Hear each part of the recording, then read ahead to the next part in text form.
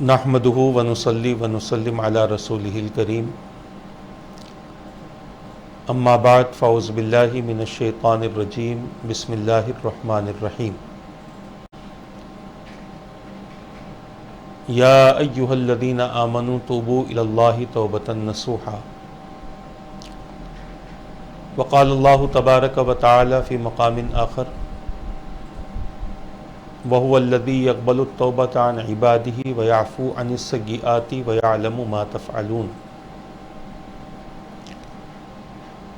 آمنت باللہ صدق اللہ العظیم وصدق رسولہ النبی الامین المختار الکریم ونحن علی ذلک لمن الشاہدین والشاکرین والحمد للہ رب العالمین اللہم صلی وسلم وبارک علی سیدنا و مولانا محمد وعلی آلہ و اصحابہ وبارک وسلم صلاۃ و سلاما دائما علیک وعلی آلک و اصحابک یا رسول اللہ صلی اللہ تعالی علیہ وسلم۔ عزیزان ملت اسلامیہ، محترم ناظرین و سامعین کرام،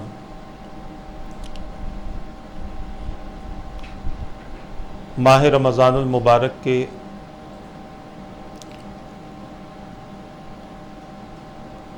خصوصی سلسلہ وار پروگرام میں آپ حضرات نے مختلف موضوع پر اللہ اور اس کے رسول کے فرمان کی روشنی میں اور اللہ کے محبوبین اور مقربین کی حیات طیبہ کی روشنی میں گفتگو سماعت کی ہے۔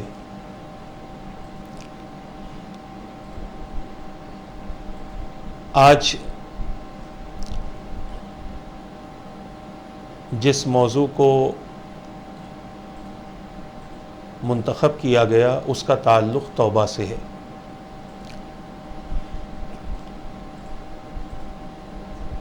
توبہ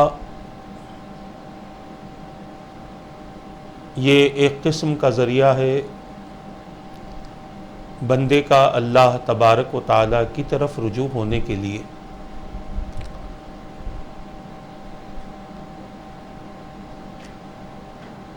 توبہ کہتے ہیں لوٹ آنے کو، واپس آ جانے کو۔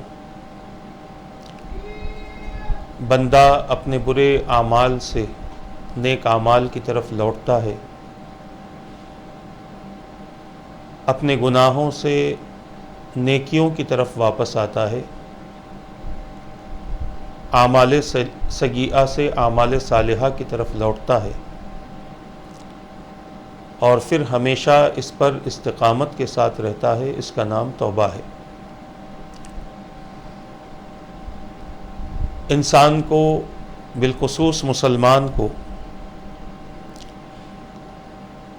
اپنی زندگی میں کسی مقررہ وقت میں توبہ نہیں کرنی چاہیے، بلکہ اپنی ساری زندگی توبہ کے ذریعے اللہ تبارک و تعالیٰ کی طرف رجوع ہونا ضروری ہے۔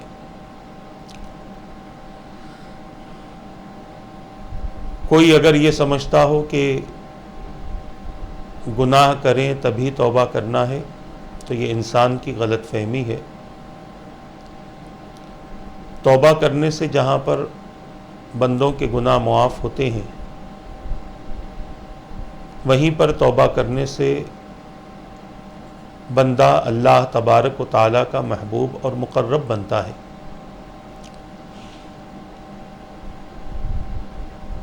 اللہ تبارک و تعالیٰ نے قرآن مقدس میں کئی مقامات پر اپنے بندوں کو توبہ کرنے کا حکم دیا، توبہ کرنے کے فائدے بیان فرمائے،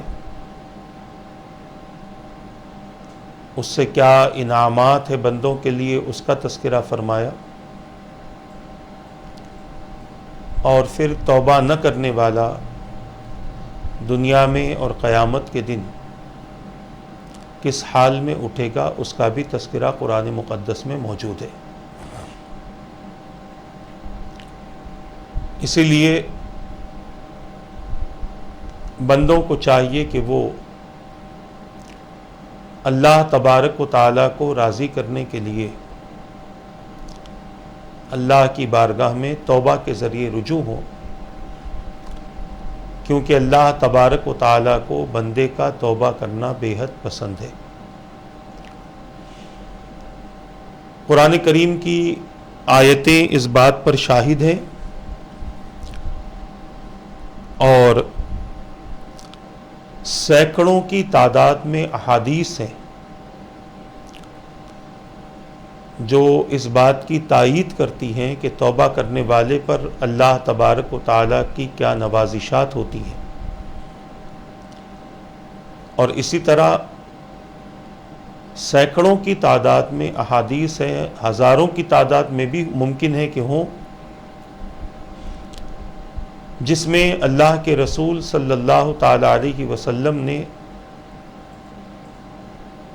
اپنی امت کو توبہ کرنے کا حکم دیا، اور سابقہ امتیں ان کے افراد جو توبہ کرتے تھے ان کے واقعات بھی اپنی امت کے سامنے بیان فرمائے۔ یقیناً توبہ کے ذریعے بندہ اللہ تبارک و تعالیٰ کا محبوب اور مقرب بنتا ہے، اور جب اللہ تبارک و تعالیٰ نے اپنے ایمان والے بندوں سے مختلف طرح کا خطاب فرمایا کہ ایمان والو رکوع کرو، سجدے کرو، اے ایمان والو تم پر روزے فرض کیے گئے ہیں، اے ایمان والو حق کے حوالے سے فیصلہ کرو، جب بھی فیصلہ کرو، اے ایمان والو اللہ اور اس کے رسول کی اطاعت کرو۔ اس طرح ایمان والوں سے جو خطاب اللہ تبارک و تعالیٰ کا ہوا ہے، اس کے بارے میں اکابرین فرماتے ہیں کہ جب بھی اللہ تبارک و تعالیٰ کا یہ خطاب تم قرآن میں پڑھو، چاہے یہ خطاب کسی زمانے میں پڑھا جائے، بندوں کو چاہیے کہ اس کا مخاطب اپنے آپ کو سمجھے، یعنی یہ سمجھے کہ یہ خطاب اللہ تبارک و تعالیٰ نے مجھ سے فرمایا ہے، کیونکہ میں ایمان والا ہوں، میں نے اسلام کے احکام کو اپنی ذات کے لیے قبول کیا ہے، اور اللہ تبارک و تعالیٰ کے احکام کو سننا، اس کی اطاعت کرنا میرے اوپر فرض ہے، لازم ہے۔ یہ نہیں کہ صرف قرآن کی آیتوں کو ہم پڑھ رہے ہیں، آگے بڑھتے جا رہے ہیں، اور ہمیں پتہ بھی نہیں چلتا کہ پیچھے ہم سے خطاب کیا ہوا ہے، ہم سے اللہ تبارک و تعالیٰ کے مطالبات کیا ہیں، ہم سے اللہ تبارک و تعالیٰ کے احکام کیا ہیں۔ آج ہمارا یہی تو حال ہے قرآن کریم کے ساتھ کہ ہم صرف قرآن کریم کو پڑھ لیتے ہیں، اس کے انداز بیان کو، انداز تخاطب کو ہم سمجھنے کی کوشش نہیں کرتے، جس کی بنیاد پر تلاوتیں تو ہو رہی ہیں الحمدللہ روزانہ۔ اگر میں کہوں کہ اپنی کم علمی کو ظاہر کرتے ہوئے کہ عام دنوں میں بھی روزانہ لاکھوں مرتبہ قرآن پڑھی جاتی ہوگی، رمضان میں تو اس کی تعداد بہت بڑھ جاتی ہے، نہ پڑھنے والا بھی قرآن پڑھنے کے لیے بیٹھ جاتا ہے، کروڑوں کی تعداد میں پڑھی جاتی ہوگی، مگر سمجھنے والے اس میں کتنے ہیں، اس میں غور و فکر کرنے کی ضرورت ہے۔ قرآن کریم صرف تلاوت کے لیے نازل نہیں ہوا، قرآن کریم کو اللہ تبارک و تعالیٰ نے ہدایت کے لیے نازل فرمایا، اور ہدایت بغیر پڑھے، بغیر سنے، بغیر سمجھے بندے کو حاصل نہیں ہو سکتی۔ اسی لیے جہاں کہیں پر بھی اللہ تبارک و تعالیٰ نے یا ایھا الذین آمنو کہہ کر خطاب فرمایا، ہر مسلمان، ہر مومن یہ سمجھے کہ اس کا تعلق مجھ سے ہے، اب اپنے ذہن کو، اپنے قلب کو ایک طرف کر لو تاکہ وہ جو خطاب ہم سے ہو رہا ہے اس خطاب کو ہم سمجھ سکیں اور وہ ہماری سمجھ میں آئے۔ جہاں ہم اللہ تبارک و تعالیٰ کے حکم پر نماز پڑھتے ہیں، روزہ رکھتے ہیں، زکوٰۃ دیتے ہیں، حج کرتے ہیں، دیگر معاملات انجام دیتے ہیں، اور یہ اس لیے کہ اللہ کا حکم ہے، وہیں پر اللہ تبارک و تعالیٰ نے ایمان والوں کو توبہ کرنے کا حکم دیا۔ اور قرآن کریم میں اللہ تبارک و تعالیٰ نے خطاب فرمایا، یا ایھا الذین آمنوا توبوا الی اللہ توبۃ نصوحا، اے ایمان والو اللہ تبارک و تعالیٰ کی بارگاہ میں توبہ کرو، اور یہ آپ کی توبہ پختہ اور رجوع والی توبہ ہو۔ آیت مبارکہ کے حصے کا معنی اور مفہوم عرض کر رہا ہوں۔ یہ توبہ نصوح ہو، ایسی توبہ ہو جو تمہیں اللہ تبارک و تعالیٰ کی طرف رجوع کر دے، گناہوں سے باز کر دے، بد کرداریوں سے محفوظ کر دے، ہر طرح کے فواحشات و منکرات سے تمہاری حفاظت کرتے ہوئے تمہیں اللہ تبارک و تعالیٰ کی طرف رجوع کر دے۔ اور جب بندہ اللہ تبارک و تعالیٰ کے حکم پر اس طرح سے اللہ کی طرف رجوع ہوتا ہے اور ایسی توبہ کرتا ہے جو توبہ نصوح ہوتی ہے، ایسی توبہ کرتا ہے جس توبہ کے بعد برائی نہیں ہوتی، جس توبہ کے بعد غلط کام نہیں ہوتے، بالخصوص جن برے اعمال سے اس نے توبہ کی ہے وہ اس کے بعد اس کام کا تصور بھی اس کے اندر نہیں آتا، تو یہ توبہ نصوح ہے۔ اور ایسی ہی توبہ انسان کو اللہ تبارک و تعالیٰ کا مقرب اور محبوب بنا دیتی ہے۔ ان اللہ یحب التوابین۔ جب بندہ اس انداز کی توبہ کرتا ہے کہ وہ اپنے گناہوں سے باز آ جاتا ہے، اپنی غلطیوں سے، اپنی نافرمانیوں سے باز آ جاتا ہے، صرف گال پر مارتا نہیں ہے، صرف کان نہیں کھینچتا، صرف زبان کو دانتوں کے درمیان میں لا کر کترتا نہیں ہے، بلکہ ایسی توبہ کرتا ہے کہ اب ان چیزوں کا خیال اپنے دل و دماغ سے نکال دیتا ہے،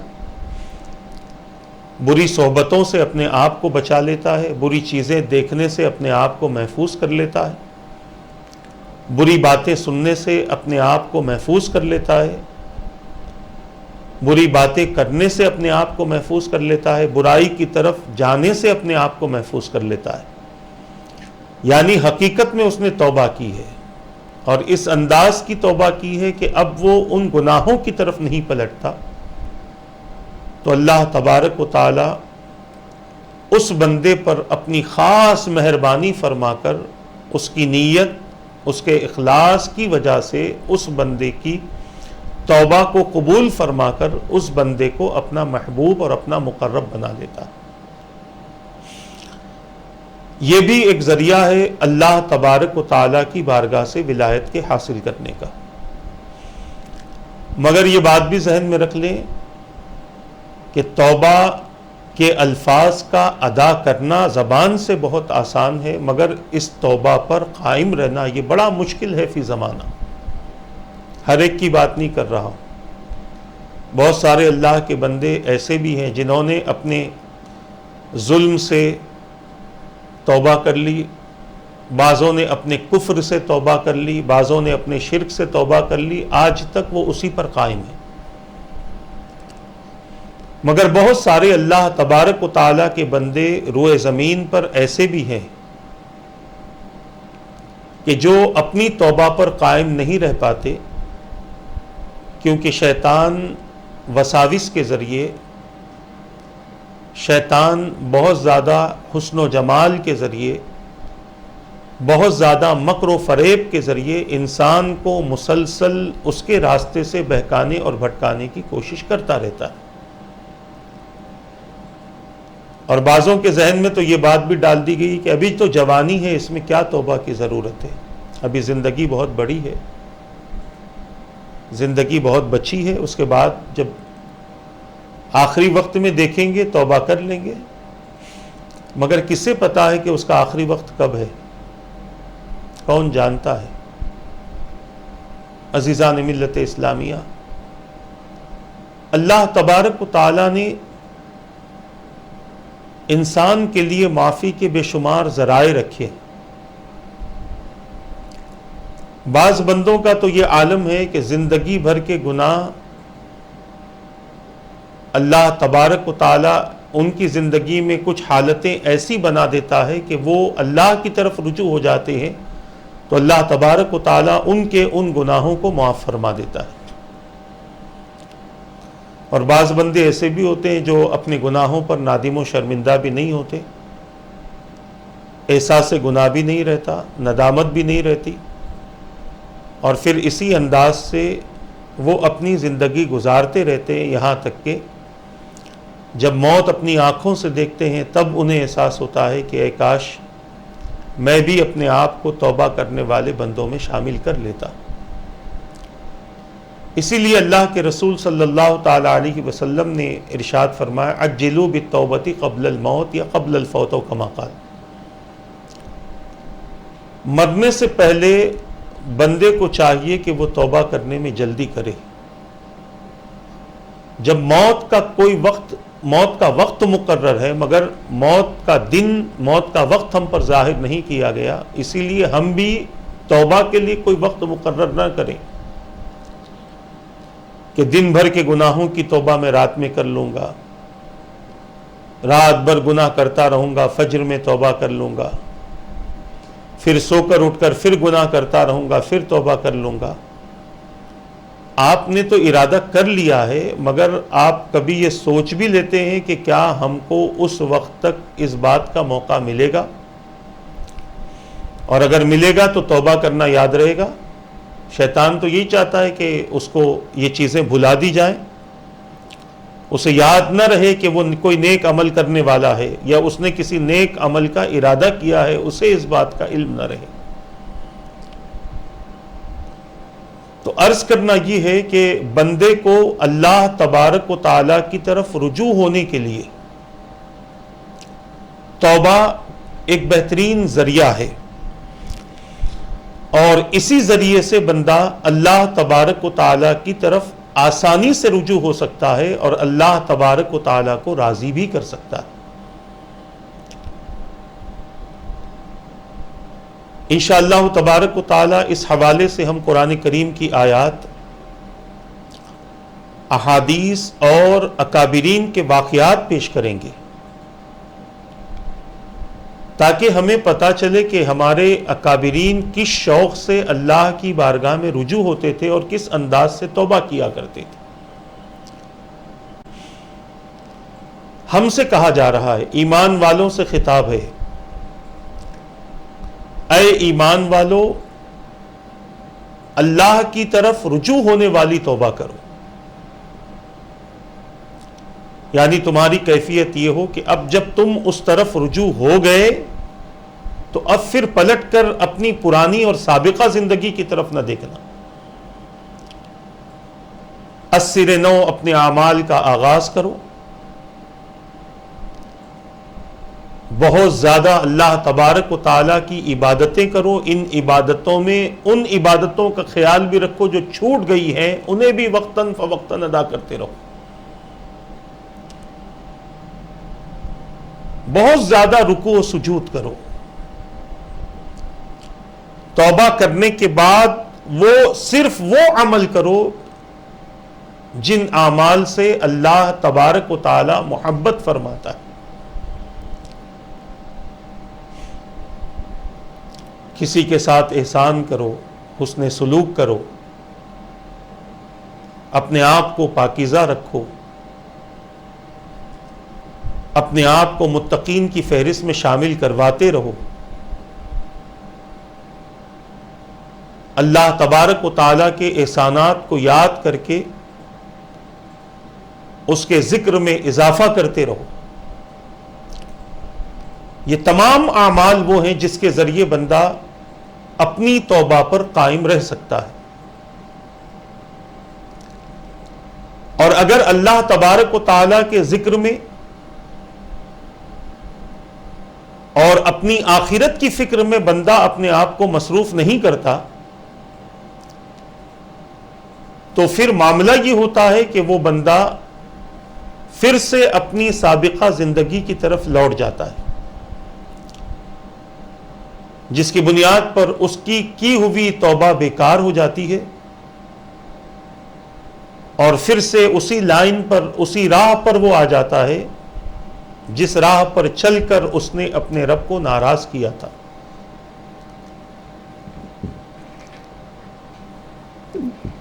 توبہ سب کے لیے ضروری ہے، جو بھی حالت ایمان میں اپنی زندگی گزارتے ہیں ان تمام کے لیے اللہ تبارک و تعالیٰ کی بارگاہ میں رجوع ہونا ضروری ہے۔ کوئی یہ نہ سمجھے کہ میں گناہ نہیں کرتا، ہو سکتا ہے یہ سوچنا بھی اس کا گناہ ہو، یعنی وہ اپنی نیکیوں پر تکبر کر رہا ہے، یا نیکیاں نہیں بھی ہیں تو اپنے نفس کی باتوں میں آ کر، شیطان کی باتوں میں آ کر لوگوں کے سامنے اپنی بڑائی بیان کرنے کی وہ کوشش کر رہا ہے، یہ بھی تو گناہ ہی ہے، یہ بھی تو غلطی ہے۔ اور کوئی اس بات کا انتظار نہ کرے کہ جب تک گناہ سرزد نہ ہو میں توبہ نہیں کروں گا۔ کیا پتہ گناہ کے سرزد ہوتے ہی توبہ کا موقع نہ ملے۔ ایسے واقعات اکابرین نے بیان فرمائے ہیں کہ ایک انسان یہ تصور کرتا ہے، یہ سوچتا ہے کہ میں نے کوئی گناہ کیا نہیں ہے، تو پھر توبہ کس بات کی ہے، اچانک وہ گناہ کرتا ہے اور اس کی زندگی کا آخری وقت اسے آ لیتا ہے، پھر اسے اس چیز کا موقع تک نہیں ملتا۔ اسی لیے ہمیں توبہ کرنے کا حکم دیا گیا کہ کبھی کبھی گناہ کی وجہ سے توبہ ہو، کبھی خیال گناہ کی وجہ سے توبہ ہو، اور کبھی اس بات سے توبہ ہو کہ کہیں کوئی ایسا کام مجھ سے نہیں ہو رہا، کہیں کوئی ایسا کام مجھ سے ہو رہا ہے جس سے میرا رب ناراض ہوتا، یا پھر کبھی اس بات سے بھی توبہ ہو کہ میرے رب نے توبہ کو پسند فرمایا ہے، اسی لیے اس کی پسند کے حساب سے میں اس کی طرف رجوع ہو رہا ہوں۔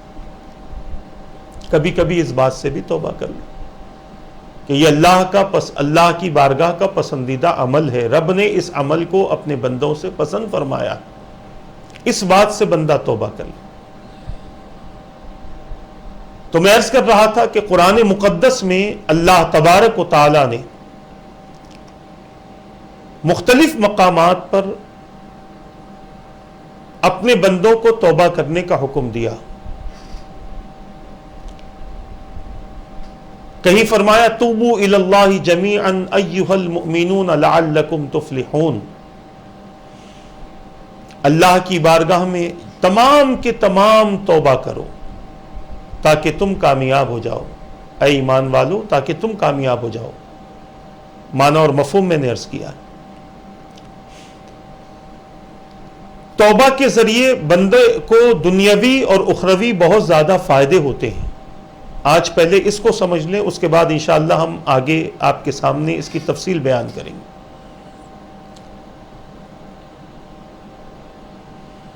توبہ کے ذریعے کئی فائدوں کا ذکر قرآن کریم بیان فرماتا ہے کہ بندہ جب توبہ کرتا ہے تو اللہ تبارک و تعالی اس توبہ کے ذریعے اس کے گناہوں کو معاف فرما دیتا ہے،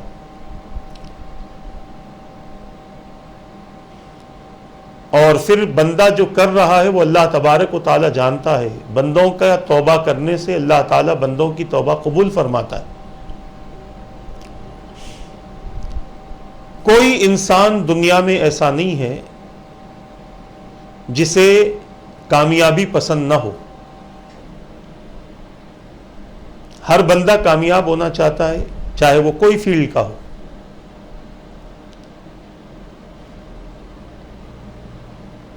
کسی بھی سیکٹر میں وہ کام کر رہا ہو،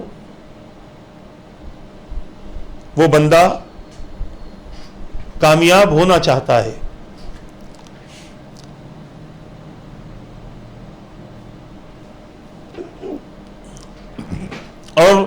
بندے کے لیے کامیابی کا جو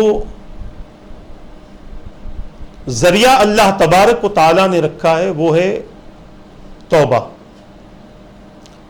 ایک تو ہے آپ بار بار سنتے ہیں اطاعت خداوندی اور اطاعت رسول سے بھی بندہ کامیاب ہوتا ہے. توبہ اسی کا بھی ایک ذریعہ ہے نا کہ آپ خدا کی رسول کی اطاعت کریں گے تو پھر آپ اسی اطاعت کے ذریعے توبہ، اسی اطاعت میں توبہ بھی ہے اور اس توبہ کے ذریعے فلاح کی طرف آپ جائیں گے، کامیابی کی طرف آپ جائیں گے.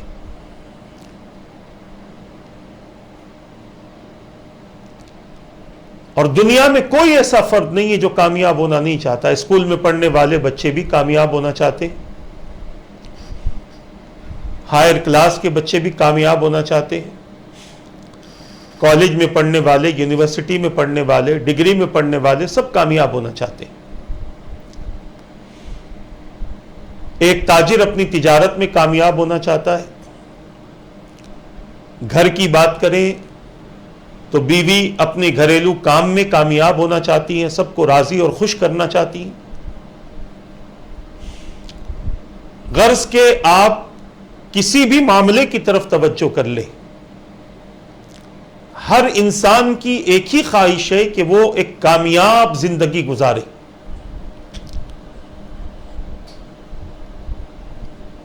اور اللہ تبارک و تعالی نے ایک ذریعہ ہمارے لیے رکھ دیا جو ہماری زبان پر تو آسان ہے مگر اس پر قائم رہنا بڑا مشکل ہے، اور وہ ہے توبہ.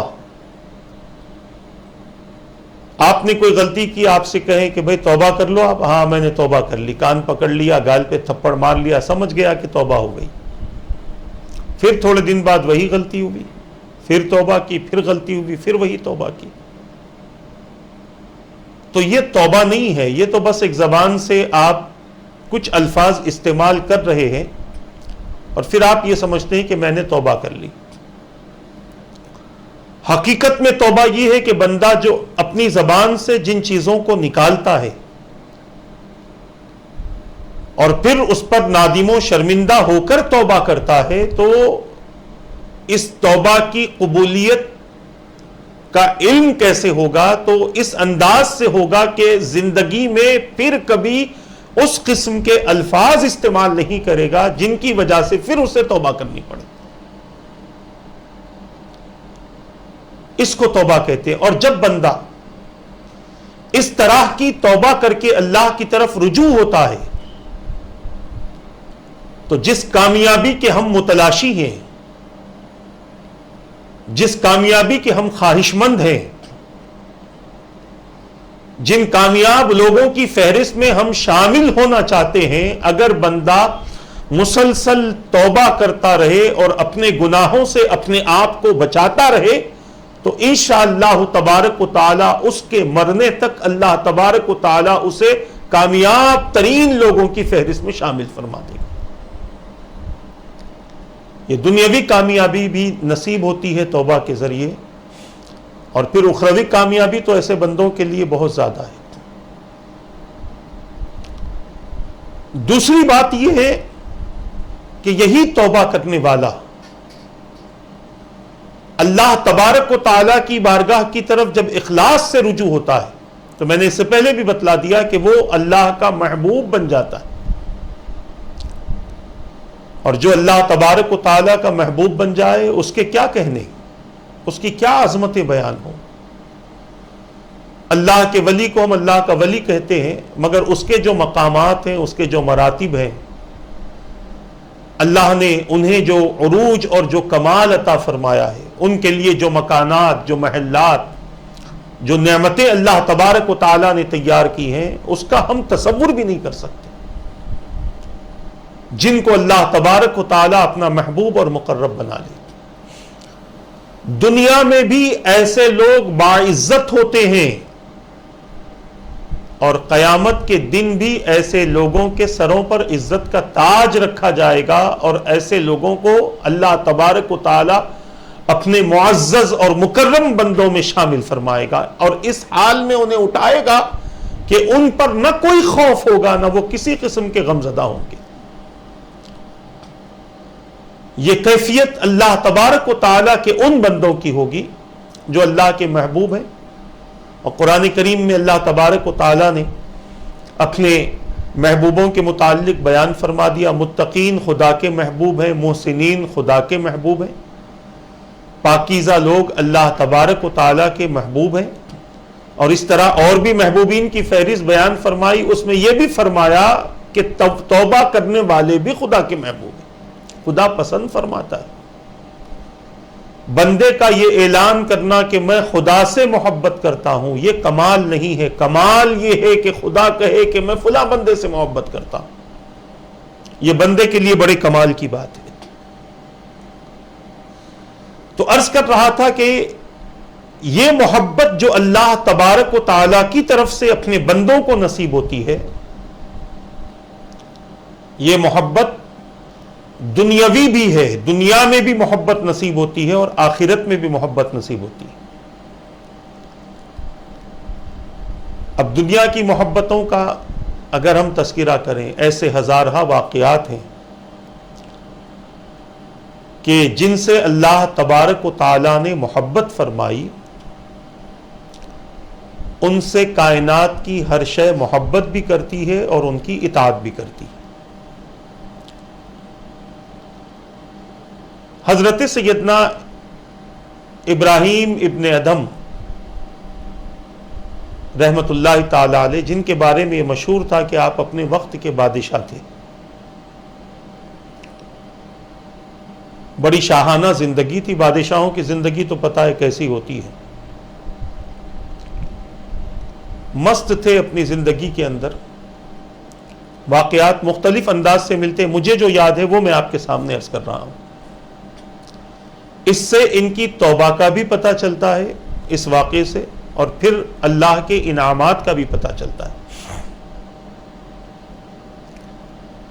تو فرمایا گیا کہ آپ معمول کے مطابق ایک رات اپنے نرم بستر پر آرام کر رہے تھے. اچانک چھت پر کسی کے چلنے کی آواز آئی تو آپ نے آواز دی، کون ہے؟ تو اوپر سے آواز آتی ہے، مسافر ہوں. کہا میری چھت پر کیا کر رہے ہو؟ تو کہا میری سواری گم ہو گئی ہے، ڈھونڈ رہا ہوں. پوچھا سواری کہاں گم ہوئی ہے؟ تو جواب دیا فلاں مقام پر گم ہوئی ہے. تو کہا وہاں تلاش کرو، یہاں کیوں تلاش کرتے؟ پھر اوپر سے آواز آئی، اے ابراہیم اپنے رب سے محبت کرتے ہو؟ کہا ہاں کرتا ہوں. تو جواب آیا کہ اللہ تبارک و تعالیٰ کی محبت سونے والوں کے لیے نہیں ہے، رونے والوں کے لیے. جو رات میں سو جاتے ہیں وہ خدا سے محبت کیا کریں؟ جو رات بھر اللہ کے خوف سے روتے رہتے ہیں، اللہ کی محبتیں تو انہیں نصیب ہوتی ہیں. آپ نے جب یہ جواب سنا، آپ کے دل کی کیفیت بدل گئی. بعض کہتے ہیں کہ کسی بزرگ سے ان کی ملاقات ہوئی تھی جس کے بعد آپ کے دل کی کیفیت بدل گئی. میں نے پہلے ہی کہہ دیا جو واقعہ میرے ذہن میں وہ میں آپ کے سامنے عرض کر رہا ہوں. دوسرے دن صبح آپ نے اپنا شاہانہ لباس اتار دیا، اپنی بادشاہت کو الوداع کہا، خدا حافظ کر دیا. اپنے ساتھ محل کا کوئی سامان آپ نے نہیں لیا، بس ایسے ہی آپ نکل پڑے اور کئی سالوں تک جنگل و بیابان میں آپ نے اللہ تبارک و تعالیٰ کی عبادت کی اور خلوت نشینی اختیار کی. اپنی مال و دولت سے، اپنی دنیاوی زندگی سے آپ نے توبہ کر لی اور خلوت نشینی آپ نے اختیار کر لی. اور اس دوران آپ نے کئی علاقوں کا سفر کیا، جنگل و بیابان میں آپ نے اپنا وقت گزارا، غاروں میں پہاڑوں میں بیٹھ کر آپ اللہ کی عبادت کرتے رہے. اس دوران کئی اولیاء کرام سے آپ کی ملاقاتیں ہوئی.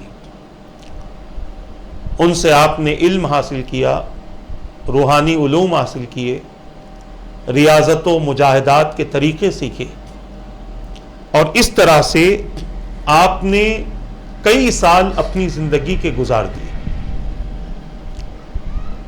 اور پھر سیر و تفریح کرتے ہوئے، سفر کرتے ہوئے اتفاق سے آپ اپنے اسی علاقے میں آ گئے جس علاقے کے آپ بادشاہ تھے۔ اب جب واپس آئے ہیں تو ہاتھ میں ایک جھولا ہے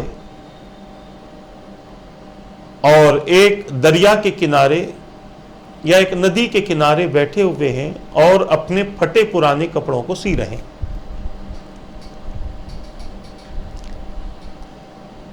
لوگوں کا گزر وہاں سے ہو رہا تھا، چونکہ کئی سال گزر چکے تھے، لوگ اپنے بادشاہ کو کہاں پہچانتے، مگر ایک شخص نے حضرت سیدنا ابراہیم ابن ادھم رحمۃ اللہ تعالی علیہ کو پہچان لیا، اور پہچان کر قریب آ کر سلام کیا، ملاقات کی، اور ساتھ ہی کہا کہ میں آپ کو پہچانتا ہوں کہ آپ ہمارے وقت کے ایک دور کے بادشاہ گزرے ہیں اور آپ کا نام فلاں ہے۔ ابراہیم ابن ادھم رحمۃ اللہ تعالی علیہ نے فرمایا ہاں تو سچ کہہ رہا ہے۔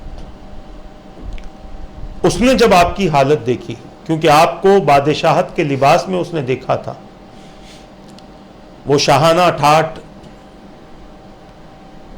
وہ کر و فر اور وہ کیفیتیں، وہ سب اس نے دیکھا ہوا تھا کہ یہ بادشاہ وہ تھا کہ جو اپنے ایک لباس کو اتارتا تھا تو دوسری مرتبہ نہیں پہنتا تھا۔ اس بادشاہ کے کھانے کا انتظام الگ تھا، رہنے کی نوعیت الگ تھی، ان کی زندگی مکمل طور پر الگ تھی، اور آج مکمل طور پر بدل گئی۔ اور آج حالت یہ ہے کہ جو بادشاہ اپنے سر کا تاج اپنے ہاتھ سے نہیں پہنتا تھا، آج وہی اپنے پھٹے پرانے کپڑوں کو اپنے ہاتھ سے سی رہا ہے۔ اسے بڑا تعجب ہوا، اور اسی تعجب میں اس نے حضرت سیدنا ابراہیم ابن ادھم سے خطاب کیا اور کہا کہ مجھے تو وہ زندگی آپ کی اچھی لگتی تھی کہ جس زندگی میں آپ کے بڑے ٹھاٹ باٹ تھے، آپ کے لباس کی کیفیتیں الگ تھی، آپ نکلتے تھے تو لوگ آپ کے لیے اپنی گردنوں کو جھکا لیتے تھے، آپ کے محل میں داخل ہونے پر آپ کے آنے کا اعلان ہوتا تھا، اور جب آپ اپنے محل سے باہر نکلتے تھے تو کئی فوج آگے پیچھے دائیں بائیں ہوا کرتی تھی۔ اتنی بڑی بادشاہت کو چھوڑ کر، راج پاٹ کو چھوڑ کر آپ نے اس فقیری کو کیوں پسند کیا؟ مجھے تو کوئی اس میں کوئی ایسی خاص بات معلوم نہیں ہوتی۔ حضرت سیدنا ابراہیم ابن ادھم رحمۃ اللہ تعالی علیہ نے جب اس سے یہ تمام باتیں سنی، آپ نے مسکرا دیا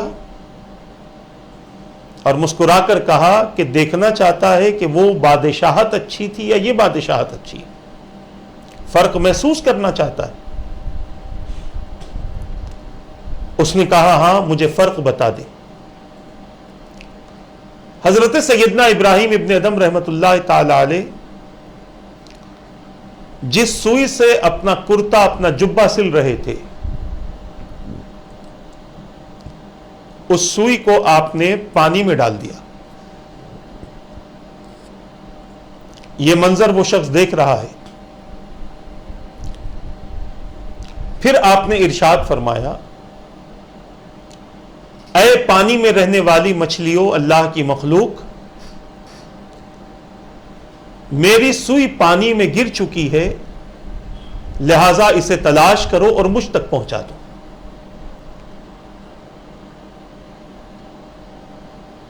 جب آپ نے یہ اعلان کیا تو پانی میں ایک قسم کی ہلچل سی مچ گئی، مچھلیاں تیز دوڑنے لگی، اندر کی مخلوق ادھر ادھر ہونے لگی، اور کچھ ہی دیر میں آپ کی سوئی کو تلاش کر کے آپ کی خدمت میں پیش کر دیا گیا.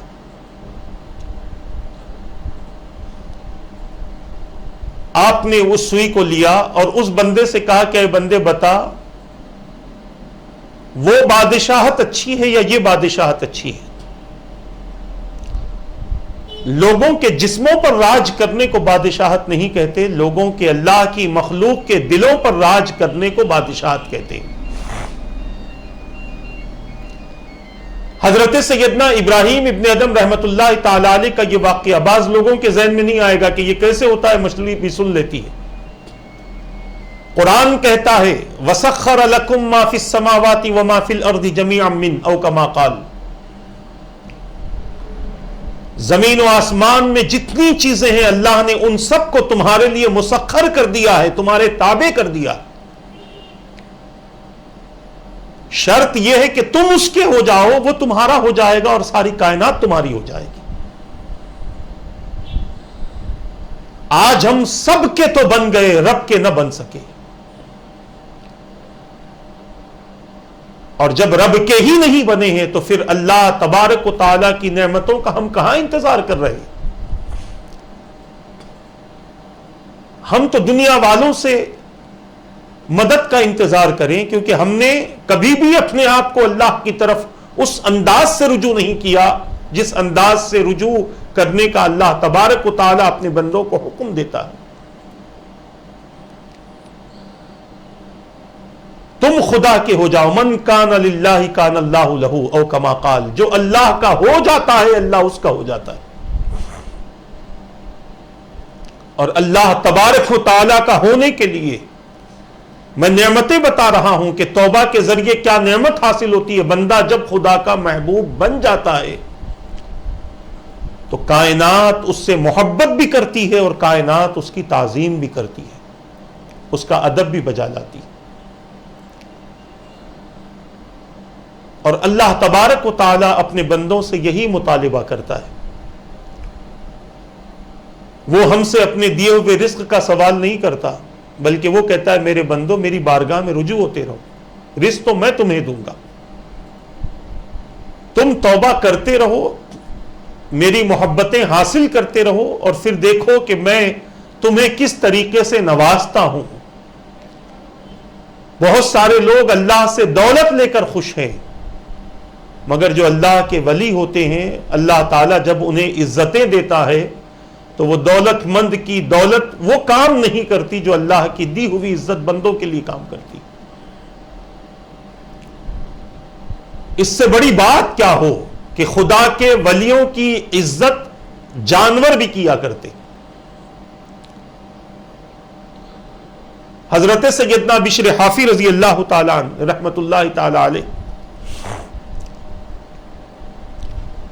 ان کے بارے میں مشہور تھا کہ ان کی زندگی اللہ کی نافرمانی میں گزرتی تھی, اور اپنی زندگی کی راتوں کو شراب پی کر گزارا کرتے تھے. بشر نام تھا. جو واقعہ آپ کے تعلق سے میرے ذہن میں ہے وہ میں آپ کے سامنے عرض کر رہا ہوں. پوری رات مختلف قسم کی شرابیں آپ نوش فرمایا کرتے تھے, شرابیں پیا کرتے تھے. زندگی تبدیل ہوئی اس انداز سے کہ ایک راستے سے گزر رہے تھے, ایک پرچہ زمین پر گرا ہوا تھا, اس پہ عربی کے کچھ الفاظ تھے. اسے آپ نے اٹھایا, قریب کیا, دیکھا کہ اس پہ اللہ کا نام لکھا ہوا ہے. اس کو آپ نے بوسہ دیا, چوما, اور اپنے گھر وہ پرچہ لے گئے. لے جا کر اس پر خوب عطر وغیرہ کیا اور اپنے گھر میں اوپر کی جگہ بلند مقام پر اسے رکھ دیا. صرف اتنا ہی کیا تھا. رات ہوئی, پھر اپنے معمول کے مطابق وہ شراب پینے لگے. ادھر دوسری طرف ایک اللہ کے ولی آرام کر رہے تھے, اس وقت کے بزرگ تھے. انہیں خواب میں یہ بشارت دی جاتی ہے کہ جاؤ اور بشر سے سلام کہو. وہ اٹھ جاتے ہیں, حیرت میں آتے ہیں اور سوچنے لگتے ہیں کہ بشر جیسے شخص کو اللہ کا سلام کیسے آ سکتا ہے. یہ سوچ کر بعضوں نے کہا 2 رکعت وضو کر کے نماز پڑھی، پھر سو گئے. پھر غیب سے آواز آئی کہ جاؤ بشر سے اللہ کا سلام کو. 2-3 مرتبہ ایسا ہوا، رات ہی رات اٹھے اور اسی رات بشر کے مکان پہ پہنچے. دروازے پر دستک دی، باندی جاگ رہی تھی. باندی نے دروازہ کھولا، دیکھا کہ وقت کا ولی بشر کے دروازے پر کھڑا ہے. دوڑتی ہوئی جاتی ہے اور بشر سے کہتی ہے کہ ایک وقت کا ولی آپ کے دروازے پر کھڑا ہے. اس نے کہا جاؤ جا کر کہو صبح آ جانا، اتنی رات کو بشر سے کیا کام. باندی آتی ہے، آ کر کہتی ہے تو آپ فرماتے ہیں کہ بشر سے کہو میں آیا نہیں ہوں بلکہ بھیجایا گیا ہوں. اتنا سننا تھا کہ بشر دروازے تک آتے ہیں. آنے کے بعد وہ اللہ کے ولی سے پوچھتے ہیں کہ اتنی رات مجھ سے آپ کو کیا کام ہے اور کس نے آپ کو بھیجا ہے. کہا اللہ نے بھیجا ہے. پوچھا کیوں؟ تو کہا اللہ نے تمہیں سلام کہا ہے. 1 مرتبہ نہیں 3 مرتبہ مجھے خواب میں یہ حکم دیا گیا کہ میں تم تک پہنچوں اور کہوں کہ اللہ نے تمہیں سلام کہا. اس بزرگ نے پوچھا کہ بشر ایسا کون سا عمل تم نے کیا کہ جس کی وجہ سے اللہ نے تمہیں سلام کہا. بشر نے یاد کیا کہ کوئی ایسا عمل نہیں ہے. پھر کہا کہ ہاں دن میں میں نے اللہ کے نام کا ایک پرچہ لکھا ہوا زمین پر پڑا تھا، اسے اٹھایا، بوسا دیا، اسے خوب عطر وغیرہ لگایا، اونچائی پر رکھ دیا. تو اس اللہ کے ولی نے کہا اے بشر مبارک ہو، تم نے اللہ کے نام کا خیال کیا ہے، اللہ تبارک و تعالی نے تمہیں سلام بھیجا ہے. اے بشر اب میں تم سے کہتا ہوں کہ اپنی زندگی کو تبدیل کر دو اور اللہ کی محبت میں اپنا وقت گزارو. اسی رات جتنی شراب تھی ساری کی ساری شراب بہا دی. پوری رات آپ نے توبہ میں گزاری. اس کے بعد آپ کی زندگی ایسے تبدیل ہوئی کہ آپ کے متعلق مشہور ہو گیا کہ آپ جس گلی سے گزرنے والے ہوتے ہیں یا جہاں سے آپ کا آنا جانا ہوتا ہے، جانور اس جگہ پر غلاظت نہیں کرتے تھے. اس کی وجہ یہ تھی کہ آپ ننگے پیر چلتے تھے. حافی کہتے ہیں ننگے پیر چلنے والے کو. آپ نے پیر سے چپل بھی اتار دی تھی اور اس انداز سے آپ چلتے تھے تو لوگوں نے یہ چیز بارہا دیکھی تھی کہ جس راستے سے آپ کا گزر ہوتا تھا تعظیم کی خاطر جانور اس راستوں میں کبھی غلاظت نہیں کرتے تھے. اور یہ شہرت آپ کی گلی آپ کے محلے تک نہ تھی بلکہ تقریباً دنیا میں یہ بات پھیل گئی تھی.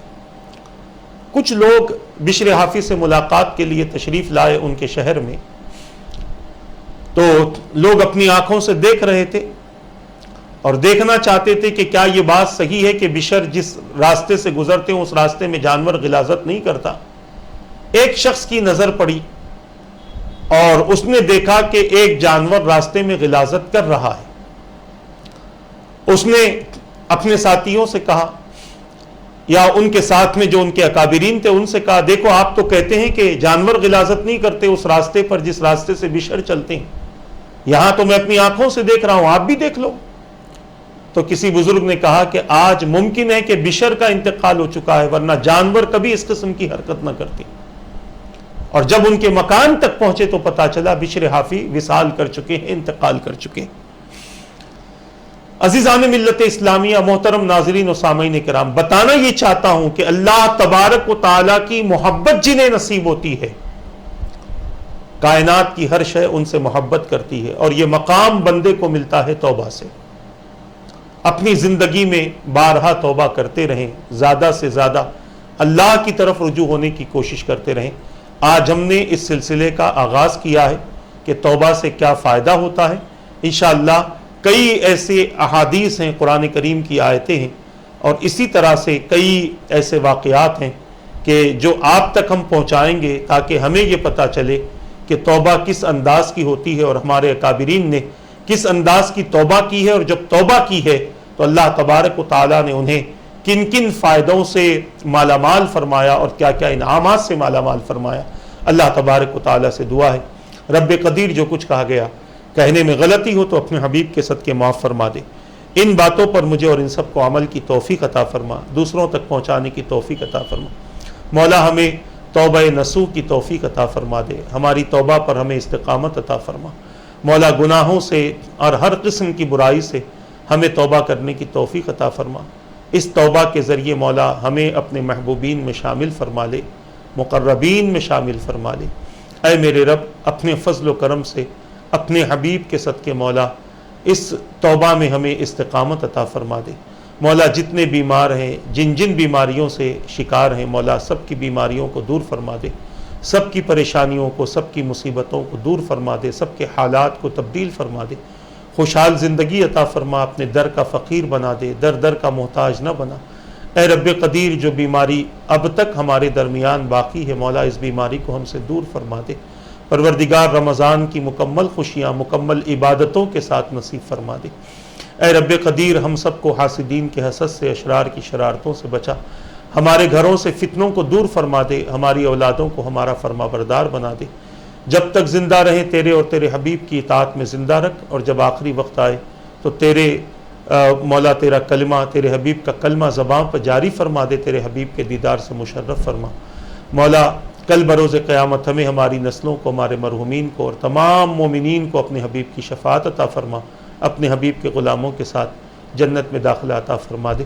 جن لوگوں نے دعاؤں کے لیے کہا کہتے رہتے ہیں مولا، جو بھی ان کے جائز مقاصد ہے پورا فرما دے برحمتک یا ارحم الراحمین۔ وما علینا الا البلاغ۔ السلام علیکم ورحمۃ اللہ وبرکاتہ۔